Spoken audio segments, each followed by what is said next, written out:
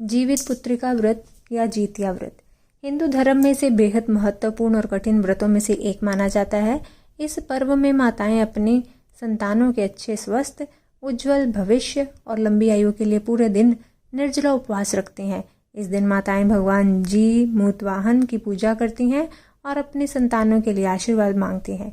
हिंदू पंचांग के अनुसार हर साल आश्विन मास के कृष्ण पक्ष की अष्टमी तिथि को जीवित पुत्रिका व्रत रखा जाता है। इस साल 25 सितंबर 2024 यानी बुधवार के दिन जीवित पुत्रिका व्रत रखा जाएगा। इस व्रत को करने से संतान को दीर्घायु का आशीर्वाद मिलता है और भगवान श्री कृष्ण आपकी संतान की सदैव रक्षा करते हैं। माना जाता है कि इस महान व्रत को करने से संतान से जुड़ी सभी समस्याएं दूर हो जाती हैं, लेकिन इस व्रत के दौरान कुछ बातों का विशेष ध्यान रखना चाहिए, अन्यथा यह व्रत खंडित भी हो सकता है। हरे कृष्णा, राधे राधे। आप सभी का बहुत बहुत धन्यवाद मेरे चैनल पर आने के लिए। आज की वीडियो का विषय है जीवित पुत्रिका व्रत की संपूर्ण जानकारी। अगर आप मेरे चैनल पर नए हैं तो मेरे चैनल को सब्सक्राइब कर लीजिए और साथ ही बेल आइकन को भी प्रेस कर दीजिए ताकि हर वीडियो की नोटिफिकेशन आपको मिलती रहे। और अगर वीडियो अच्छी लगे तो कृपया इसे ज़्यादा से ज़्यादा लाइक और शेयर ज़रूर कीजिएगा और कमेंट भी ज़रूर कीजिएगा। जीतिया व्रत बेहद कठिन व्रतों में से एक है जिसके नियम पूरे 3 दिन तक किए जाते हैं। इसकी शुरुआत नहाए खाए से होती है और पारण के बाद जीतिया व्रत पूरा होता है। इस व्रत में महिलाएं नहाए खाए के दिन स्नान आदि और पूजा पाठ के बाद भोजन करती हैं। इसके बाद दूसरे दिन निर्जला उपवास रखती हैं, यानी 24 को नहाए खाए हो गया और 25 तारीख को ये व्रत जो है वो रखा जाएगा। इसके बाद निर्जला उपवास रखा जाता है। नहाए खाए के दिन लहसुन, प्याज, मांसाहार, तामसिक भोजन नहीं करना चाहिए। माना जाता है कि एक बार जीतिया का व्रत रखना शुरू कर दिया जाता है तो इसे हर साल नियम के अनुसार रखना चाहिए। इस व्रत को बीच में छोड़ना नहीं चाहिए। जीतिया व्रत के दौरान ब्रह्मचर्य का पालन करना बेहद ज़रूरी माना जाता है। इस दिन महिलाओं को मन, वचन और कर्म से शुद्ध रहना चाहिए। इसके अलावा इस दौरान झगड़े, लड़ाई और कलह से भी दूर रहना चाहिए, वरना व्रत सफल नहीं होता है। पूजा विधि: प्रदोष काल में गाय के गोबर से पूजा स्थल को लीपे और छोटा सा तालाब बनाए। जीतिया में शालीवाहन राजा के पुत्र धर्मात्मा जीमूतवाहन की पूजा अर्चना करें। जीमूतवाहन की कुश निर्मित मूर्ति को जल या मिट्टी के पात्र में स्थापित करें और पीले लाल रुई से सजाएं। इसके बाद धूप, दीप, अक्षत, फूल, माला से इसका पूजन करें। महिलाएं इस दिन संतान की दीर्घायु और उनकी प्रगति के लिए पूजा करें। जीवित पुत्रिका की व्रत कथा जरूर सुनें और सूर्यदेव को अर्घ्य देकर व्रत का पारण करें। जीवित पुत्रिका व्रत कब से आरंभ हुआ? यह व्रत जब द्वापर का अंत और कलयुग का आरंभ हुआ था, उस समय शोकाकुल स्त्रियों ने आपस में सलाह की कि क्या माता के जीवित रहते पुत्र मर जाएंगे। यह बात गौतम जी के पास पूछने के लिए गईं। जब उनके पास पहुंची तो गौतम जी आनंद के साथ बैठे थे। सभी स्त्रियां उनसे पूछी, कलयुग में लोगों का पुत्र जीवित रहने का कोई व्रत बताएं। तब उन्होंने बताया कि कलयुग में जीमूतवाहन नामक एक राजा थे। पत्नी के साथ ससुराल गए हुए थे। वहां पर आधी रात को एक महिला पुत्र के वियोग में रो रही थी। उनका रोना सुनकर राजा जीमूतवाहन का हृदय विदीर्ण हो गया और रोती हुई महिला से पूछे, कैसे आपका पुत्र मरा है? तब वह माता बोली कि गांव में गरुड़ महाराज ने लड़के को खा लिया है। यह बात जब राजा को मालूम चला तो तब एक दिन गांव के जिस जगह गरुड़ आते थे वहीं पर उस दिन रात में जीमूतवाहन महाराज सो गए। गरुड़ जी आए और उनके शरीर का बाएं अंग को खाया, फिर दाहिने अंग को खाने को दिए। तब गरुड़ महाराज रुक गए। उनसे पूछे कि आप कौन हो? मनुष्य तो नहीं लगते हो। तब राजा ने कहा कि आप इच्छा भर मांस खाओ। तब गरुड़ रुक गए और राजा से बोले, अपने बारे में बताओ। तब राजा बोले कि जीमूतवाहन मेरा नाम है, सूर्य वंश में जन्म हुआ है। तब गरुड़ जी बोले कि आपका अभिलाषा क्या है, वर मांगो। तब राजा ने बोला कि आप जितने बालक को मारकर खाए हैं अब तक, उनको जीवित कर दो। ऐसा कोई उपाय बताएं जिनका जन्म हो कुछ दिन तक जीवित रहें। गरुड़ महाराज ने इंद्रलोक में जाकर वहां से अमृत लाकर सभी हड्डी पर डाला। सभी बालक जीवित हुए और इस दिन से जीवित पुत्र का व्रत आरंभ हुआ। जीवित पुत्र का व्रत को लेकर मान्यताएं: एक दिन पहले से ही पितरों को विशेष भोजन जो बिना लहसुन प्याज का हो बना हो उसमें से कुछ अंश निकालकर अपने पितरों के नाम पर गाय या कुआं को भोजन कराती हैं। ऐसा करने से पितृ प्रसन्न होते हैं और साथ ही व्रत करने वाले महिलाओं का मनोरथ पूर्ण होता है। पारण का समय।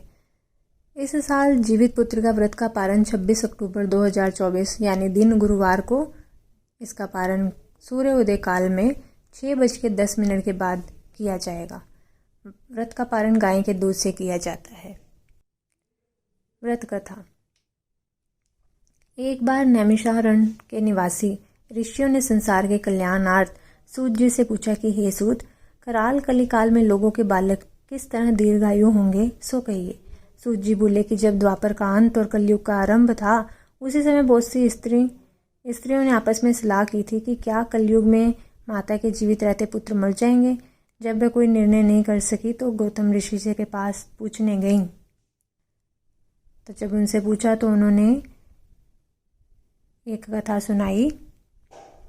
उन्होंने कहा कि जब महाभारत युद्ध का अंत हो गया और द्रोण पुत्र अश्वत्थामा के द्वारा अपने बेटों को मरा देखकर सब पांडव बड़े दुखी हुए, तो पुत्र के शोक से व्याकुल होकर द्रौपदी अपनी सखियों के साथ ब्राह्मण श्रेष्ठ धौम्य के पास गई और उसने धौम्य से कहा कि हे विप्रेंद्र, कौन सा उपाय करने से बच्चे दीर्घायु हो सकते हैं, कृपा करके ठीक ठीक कहिए।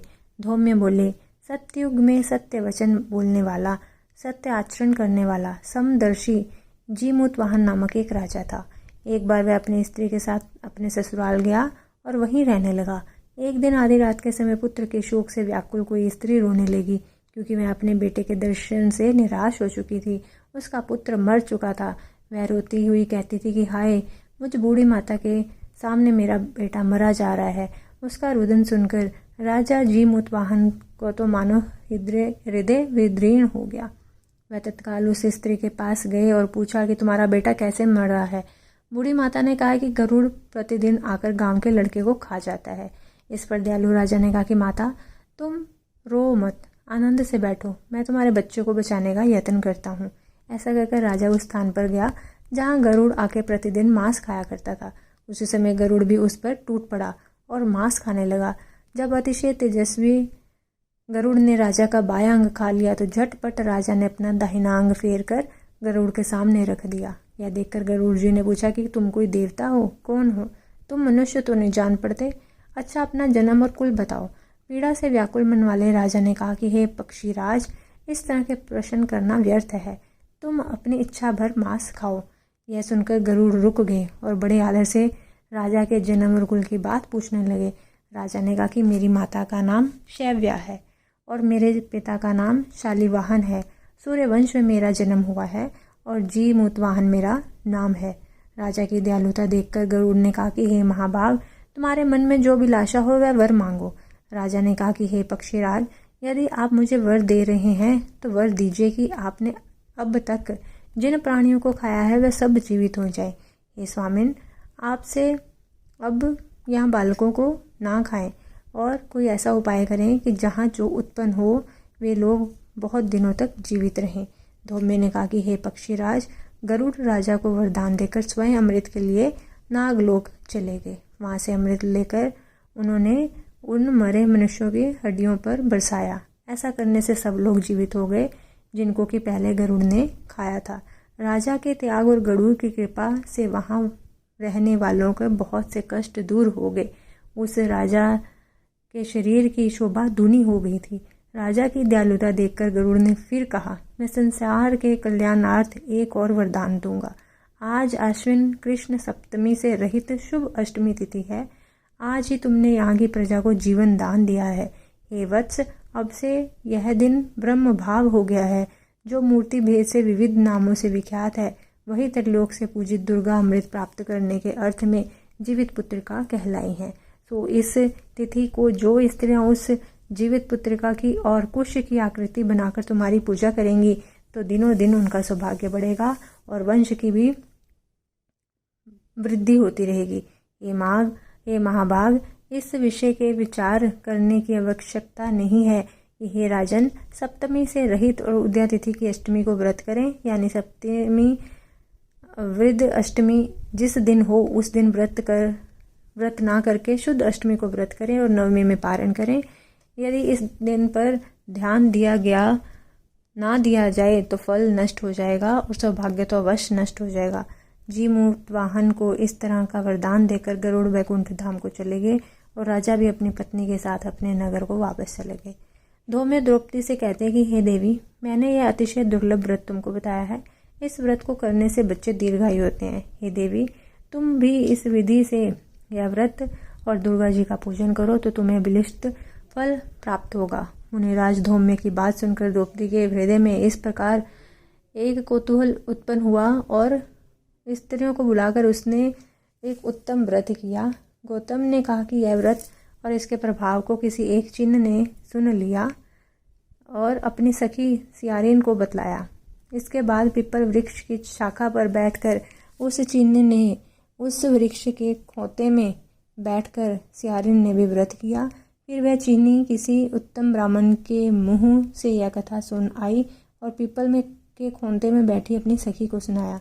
सियारिन ने आधी कथा सुनी थी और उसे भूख लग गई और वह उसी समय शव से भरे शमशान में पहुंची। वहाँ उसने इच्छा भर मांस का भोजन किया और चीनी बिना कुछ खाए पिए रह गई और सवेरा हो गया। सवेरे वह गौशाला में गई और वहाँ गौ का दूध पिया। इस तरह नवमी को उसने पारण किया। कुछ दिनों बाद वे दोनों मर गई और अयोध्या में किसी धनी व्यापारी के घर में जन्मे। संयोग से उस दोनों का जन्म एक ही घर में हुआ, जिसमें सियारिन ज्येष्ठ हुई और चीनी छोटी।